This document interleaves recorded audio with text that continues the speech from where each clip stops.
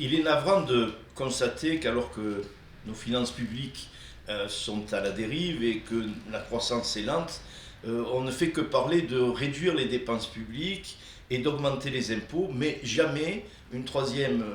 option est envisagée, celle qui consisterait à baisser la fiscalité, à alléger la fiscalité. Pourtant, c'est une idée qui est ancienne, c'est une idée qui a été testée, et c'est une idée qui, si on y réfléchit, finalement relève du bon sens. Bon, c'est une idée qui est ancienne puisqu'on la trouve déjà chez Vauban qui suggérait à Louis XIV d'essayer de sortir de la crise des finances publiques de cette sorte,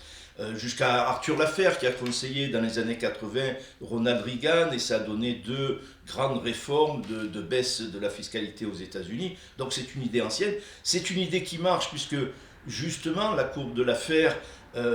est une courbe empirique qui montre bien que, au-delà d'un certain niveau de pression fiscale, les recettes fiscales baissent et cessent d'augmenter. Donc si vous voulez les augmenter, il faut augmenter les recettes, il faut baisser le taux de pression fiscale.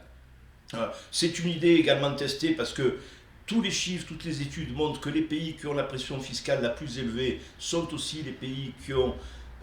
les taux de croissance le plus souvent les plus faibles et qui ont aussi un endettement fort. Donc